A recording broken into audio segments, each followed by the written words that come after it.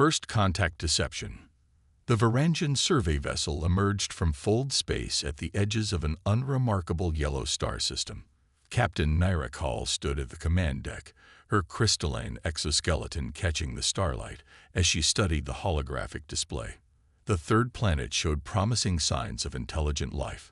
Primitive radio signals, basic satellite networks, and the telltale atmospheric signature of an industrializing civilization.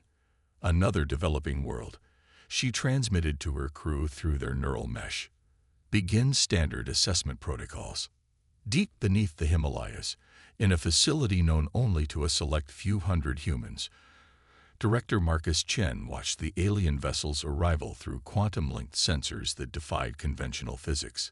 He allowed himself a small smile as he observed their predictable scanning patterns, noting how they completely missed the phase-shifted observation posts scattered throughout the solar system. "They're following the script perfectly," he commented to his chief of operations, Dr. Sarah Williams. "Running their standard civilization assessment protocols, just like the previous 4 scout ships. Hard to believe they've never caught on," Sarah replied, her dark eyes fixed on the streams of data flowing across her neural interface. 75 years of carefully crafted deception, and they still see exactly what we want them to see. The truth was far different from the picture humanity presented to the galaxy. While the surface world maintained the appearance of a civilization just beginning to master spaceflight, the reality lay hidden in vast underground complexes, lunar bases shrouded by quantum fields, and entire cities phased slightly out of normal spacetime. The Varangian sensors detected exactly what humans wanted them to see: fossil fuel power plants, primitive fission reactors, chemical rockets, and early-generation satellites. What they missed were the zero-point energy facilities powering whole continents, the antimatter production plants on Mercury, and the fleet of warships waiting in dimensional pocket space. "They're starting their detailed military assessment," reported Lieutenant James Rodriguez from his monitoring station. "Feeding them the standard data package now." The aliens would see outdated missile silos, nuclear submarines that seemed laughably primitive by galactic standards, and aircraft that still relied on atmospheric lift. Every piece of data was carefully crafted to reinforce their assumption of Earth's technological backwardness. Captain Call completed her preliminary report with satisfaction. Planet designation Sol 3 shows no signs of significant technological advancement. Their most advanced weapon systems rely on chemical propellants and crude nuclear devices. Recommend classification as Category 4 civilization, suitable for future resource extraction and potential integration into the Varangian labor force. In the Himalayan Command Center, Director Chen received the decoded transmission and shared a knowing look with his staff. "Phase 1 complete," he announced. "They've taken the bait.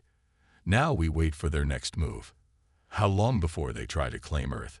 Sarah asked, already knowing the answer but following standard protocol. "Based on previous patterns, 3 to 6 months, Chen replied. "He'll process the data, debate in their council, and plan their integration strategy. They always follow the same playbook. Show up with overwhelming force, demand surrender, and expect primitive species to bow before their superior technology." Throughout the solar system, humanity's true technological achievements remained hidden.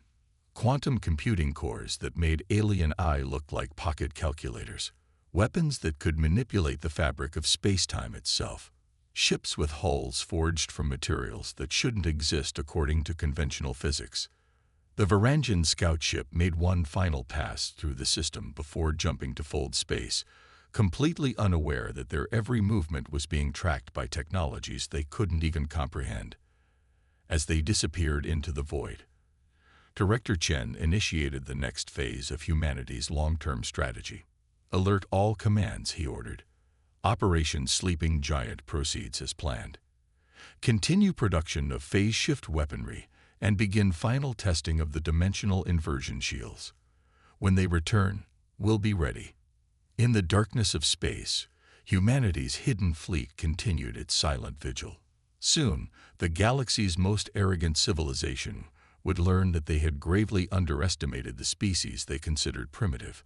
The greatest surprise in galactic history was about to unfold, and humanity was ready to reveal its true strength. Director Chen allowed himself a grim smile. Send the prepared response. Let them think we're scrambling in panic. Maya, begin power-up sequence for the Ghost Fleet. In dimensional pocket spaces throughout the solar system, humanity's true military might stirred to life. 5,000 warships, each incorporating technology that the Varangians couldn't even imagine, powered up their quantum cores. Advanced AI systems, transferred human consciousness, and weapons that could manipulate reality itself stood ready. Message from the Varangian command ship, Rodriguez announced. Supreme Commander Call herself is leading the invasion force. He paused, allowing himself a small smile. She's laughing at our apparent attempts to mobilize our nuclear arsenal. Perfect, Chen replied. Deploy the quantum field generators. Let's make sure they stay overconfident until the last possible moment. The pieces were set. The trap was nearly ready to spring. Humanity's greatest deception was about to transform into the galaxy's biggest surprise, and the Varangians had no idea they were about to become an object lesson in the dangers of underestimating humanity. In the darkness of space, the countdown to revelation began. The fleet awakens. Supreme Commander Call stood on her flagship's bridge, her crystalline form radiating confidence as she watched the primitive world before her. Earth's pathetic defensive measures, nuclear missiles being armed, primitive aircraft scrambling, obsolete submarines surfacing, all played out exactly as expected. Final warning transmitted, her communications officer reported. The humans continue their futile attempts at resistance. Then they've chosen their fate, Call declared, raising her primary limb to give the order to begin the invasion. But before she could speak, every sensor array on her ship suddenly went dark. In the Lunar Command Center, Director Chen gave the order 75 years in the making. Execute Operation Revelation. Ghost Fleet, emerge. Space itself seemed to tear open around the Varangian armada. Where there had been empty void, humanity's hidden fleet materialized in perfect attack formation. 5,000 warships, each larger and more advanced than anything the Varangians had ever encountered, decloaked simultaneously. Their quantum-forged hulls gleamed with impossible energies, dimensional shields rippling with power that defied conventional physics. By the first light, Call whispered, her crystalline form vibrating with shock. Impossible. This is Director Marcus Chen of the Earth Defense Force. His transmission cut through every Varangian communication channel, impossible to block or ignore. For 75 years, we've watched you, studied you, prepared for you. You thought us primitive. Allow us to correct that assumption. The Ghost Fleet opened fire. Instead of the crude nuclear weapons the Varangians expected, humanity unleashed technologies that turned their understanding of physics inside out. Quantum phase torpedoes passed through Varangian shields as if they didn't exist, their warheads releasing contained singularities that crushed capital ships into quantum dust. Dimensional shear beams cut dreadnoughts in half by separating the space they occupied into different realities. All ships, evasive action. Cal screamed, but her fleet's formation had been designed to intimidate a primitive species, not fight an advanced one. Their tight grouping made them perfect targets for humanity's weapons. On the flagship of humanity's fleet, Dr. Sarah Williams monitored the quantum core's performance as it powered weapons that the Varangians had dismissed as theoretically impossible. Multiple fold space signatures detected, she reported. They're trying to retreat. Execute Phase 2, Chen ordered. Throughout the Varangian fleet, their own computer systems turned against them. Humanity's quantum AIs, infinitely more sophisticated than alien digital systems, had already compromised their networks. Ships lost power, weapon systems targeted their own allies, and communication channels dissolved into chaos. This cannot be. Call raged as another section of her fleet disappeared into an engineered quantum void. Their technology. We saw their level of advancement. You saw what we wanted you to see. Chen's voice came through again, calm and measured. While you looked down on us as primitives, we built something far beyond your understanding. Colonel Rodriguez, demonstrate the Lazarus Protocol. In desperation, the Varangians launched a barrage at Earth's major cities. Their energy weapons struck home, vaporizing buildings and infrastructure. But before Call could feel any satisfaction, she watched in horror as quantum reconstructors rebuilt everything instantly, the destruction reversing as if time itself was being rewound. Maya, activate the dimensional phase grid, Chen commanded. Remember, Chen addressed his staff as they prepared for the coming months. We've spent 3 generations preparing for this moment. When they come expecting to find sheep, they'll instead face wolves in sheep's clothing, and we'll remind them why it's dangerous to underestimate humanity. The game was set. The pieces were in motion, and humanity held all the cards in a game the Varangians didn't even know they were playing. Shadow Protocol. The lunar dark side complex stretched for kilometers beneath the moon's surface, its vast chambers humming with energy that no alien sensor could detect. Dr. Sarah Williams stood in the central production facility, watching automated assembly lines forge weapons that defied conventional physics. Each quantum phase torpedo contained enough power to shatter a capital ship, yet to the outside world, they didn't exist at all. Production quotas are exceeding expectations, reported Chief Engineer Maya Patel, her holographic avatar materializing beside Sarah. Maya's physical body was coordinating operations in the Mars facilities, but quantum entanglement allowed her consciousness to be present wherever needed. The new batch of dimensional inversion shields is showing 300% better performance than projected. The Varangians won't know what hit them. Sarah replied, watching as another weapon took shape. How's Project Lazarus coming along? Maya's avatar gestured, bringing up a detailed simulation. The quantum reconstruction grid is online. If they try to bombard our cities, we can rebuild them faster than they can destroy them. Every piece of infrastructure on Earth has been seeded with reconstructor nodes. Even their most powerful weapons will seem useless. In the 3 months since the scout ship's departure, humanity had accelerated its preparations. The facade of a primitive civilization continued on Earth's surface, but beneath it, the greatest military force in galactic history was reaching its final form. Director Chen's voice came through their neural links. Priority alert. Our deep space arrays have detected Varangian ships assembling at their forward base.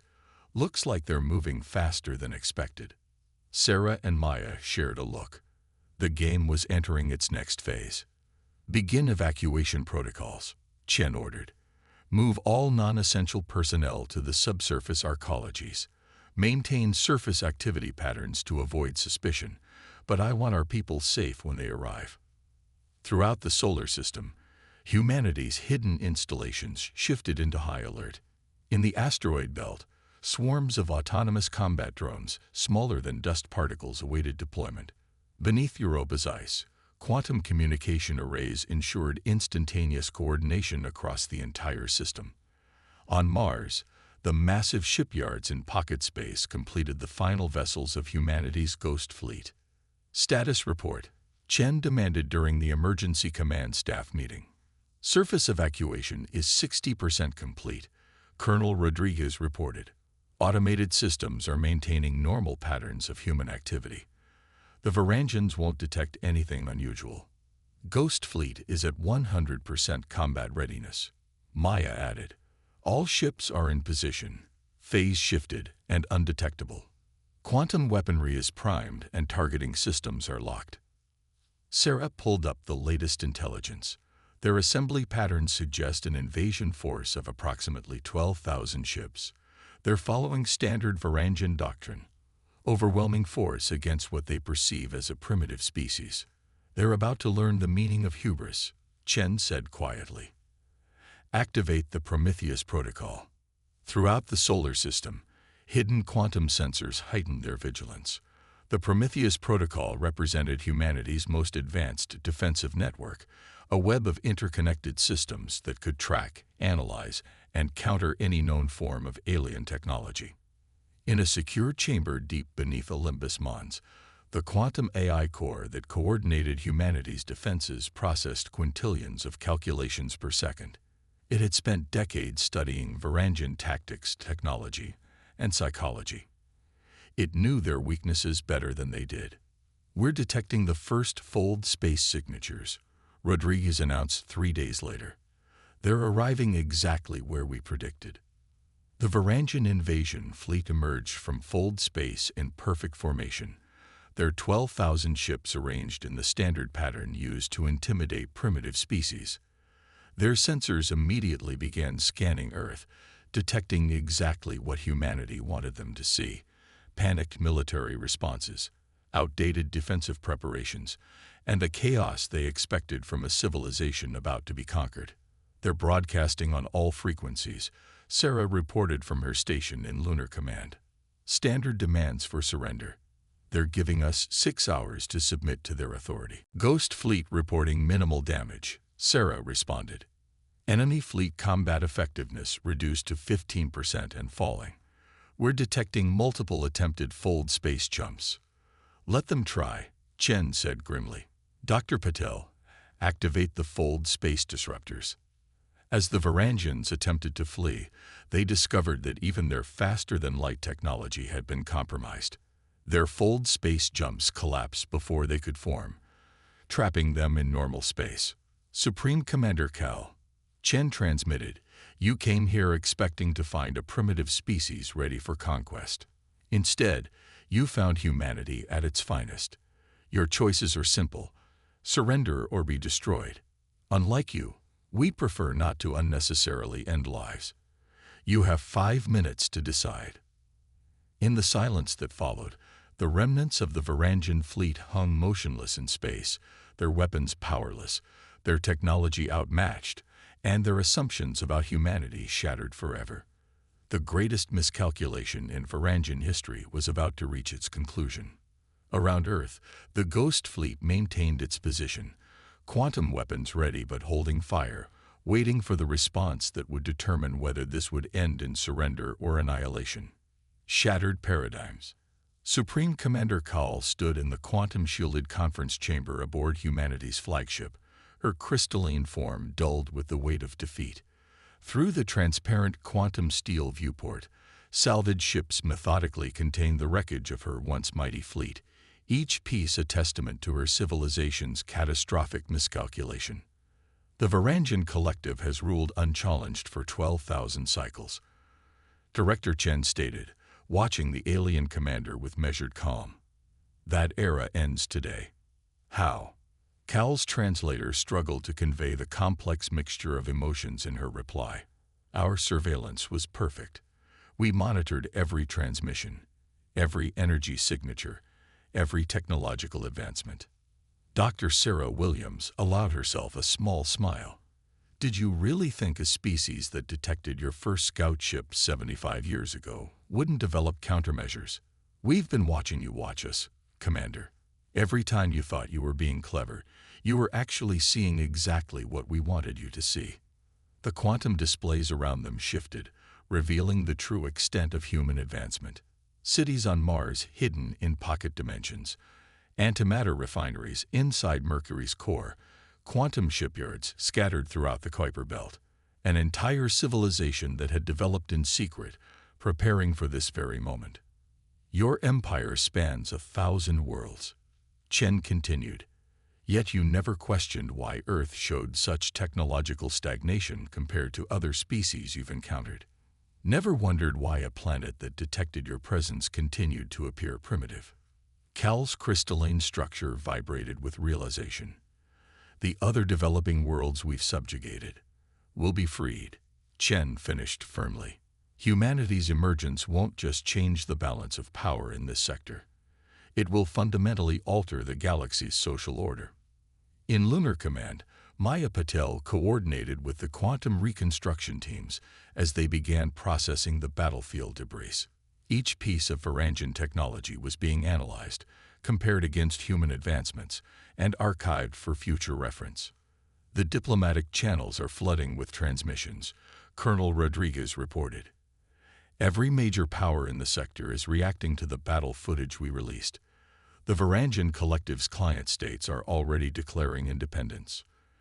And so the house of cards begins to fall, Sarah commented, watching as the galactic political landscape transformed in real time. How many species will break free once they realize their oppressors aren't invincible? The quantum AI cores processed the incoming data, predicting cascade effects throughout known space. Civilizations that had lived under Varangian dominion for centuries were rising up, inspired by humanity's victory. The message was clear. Technological superiority was no longer the exclusive domain of the old powers. We've received priority communications from 17 different species, Rodriguez announced. They're requesting diplomatic relations, technology exchange agreements, defensive alliances. And so humanity steps onto the galactic stage, Chen mused, not as servants or subjects, but as equals, perhaps even as leaders. In the conference chamber, Call watched as teams of human scientists examined her ship's quantum core. Their casual discussion of improvements and potential modifications made it clear just how far ahead of Varangian technology they truly were. "What happens now?" she asked, her translator conveying genuine uncertainty. "Now," Chen replied, "we help rebuild what your people have destroyed. Earth will lead a coalition of free worlds, establishing new protocols for interstellar relations. The age of conquest ends today." Throughout the solar system, humanity's hidden infrastructure began to emerge. Cloaking fields dropped, revealing the true extent of human civilization. Orbital habitats housing millions, quantum energy networks that could power entire planets, defense systems that could halt any invasion before it began. "Director," Sarah called, her voice urgent. "We're detecting multiple fold space ruptures at the system's edge. Ships are emerging, but not Varangian designs." The quantum displays showed vessels of various configurations dropping into normal space, representatives from dozens of species, coming to witness humanity's emergence firsthand. Each arrival represented a potential ally, a possible trading partner, a new chapter in galactic history. "Prepare the diplomatic corps," Chen ordered. "Humanity's isolation ends today. It's time to take our place among the stars." On Earth's surface, the carefully maintained facade of a primitive civilization began to fade. Cities revealed their true technological nature. Hidden infrastructure activated. A planet that had played at being backward now stood ready to lead the galaxy into a new era. "Send word to all commands," Chen announced, his voice carrying to every human installation across the solar system. "Operation Sleeping Giant is complete. Begin Phase 5. Diplomatic integration and technological dissemination. The galaxy is about to change, and humanity will guide that change." As the sun set on humanity's first day as a revealed power, the true magnitude of their victory became clear. They had not just defeated an invasion. They had fundamentally altered the course of galactic history. The species that had hidden in plain sight was now poised to reshape the very foundations of interstellar civilization. The game of deception was over. The era of human leadership was about to begin. Dawn of a new era. 1 month after humanity's revelation, the grand chamber of the newly established solar conclave hummed with activity. Representatives from over 100 species filled the vast, quantum-architected space, their varied forms illuminated by the soft glow of Earth visible through the transparent ceiling of humanity's orbital diplomatic center. Director Chen, now serving as Earth's first galactic ambassador, stood at the central podium. Below him, former Supreme Commander Kal sat among the Varangian delegation, her once proud species now seeking partnership rather than dominion. For millennia, the galaxy operated on a simple principle. Chen addressed the assembled delegates. The strong dominated the weak. Technological superiority granted the right to rule. Today, we prove there's a better way. The holographic displays activated, showing the first joint human-alien project, a massive reconstruction effort on worlds devastated by centuries of Varangian exploitation. Human quantum technology, combined with the unique capabilities of other species, was accomplishing in weeks what would have taken decades. Dr. Sarah Williams, coordinating from her position in Lunar Command, watched as the diplomatic feeds streamed in. Another dozen systems have signed the Freedom Accords, she reported through the Quantum Network. The coalition grows stronger every day. In the asteroid belt, Maya Patel supervised the construction of the first collaborative shipyards. Teams of human engineers worked alongside alien specialists, sharing knowledge and creating hybrid technologies that surpassed anything either civilization could have developed alone. The quantum integration protocols are exceeding expectations, she transmitted. These ships will redefine interstellar travel. Earth itself had transformed.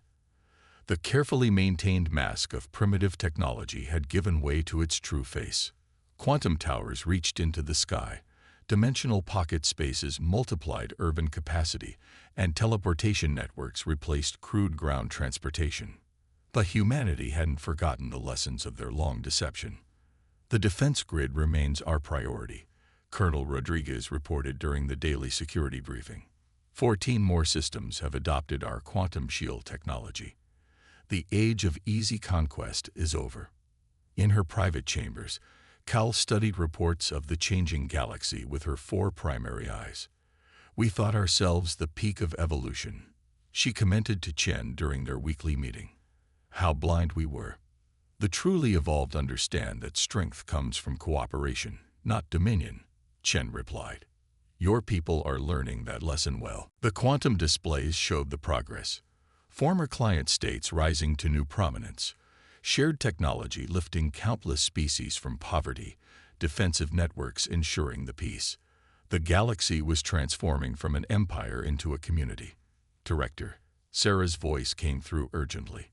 Long-range quantum arrays have detected something unusual beyond known space. The data streamed in, massive energy signatures, unlike anything seen before. Signs of civilizations far more advanced than even the Varangians had been. The galaxy was bigger, more complex, and more mysterious than anyone had imagined. And so we face our next challenge. Chen addressed the emergency session of the Solar Conclave. Not as separate species, not as rivals, but as a united galaxy. The deception that protected Earth now gives way to a greater truth. We are stronger together.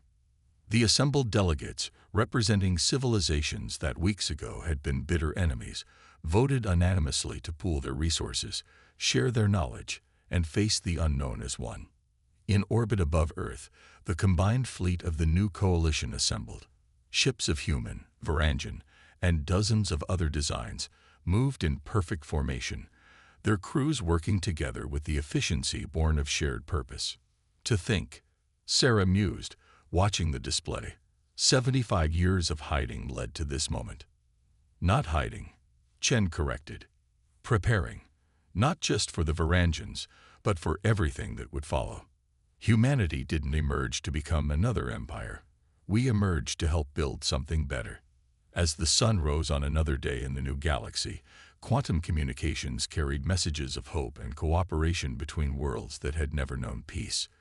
The species that had pretended to be primitive now helped forge a civilization greater than any single race could have built alone. The deception was over. The truth had been revealed.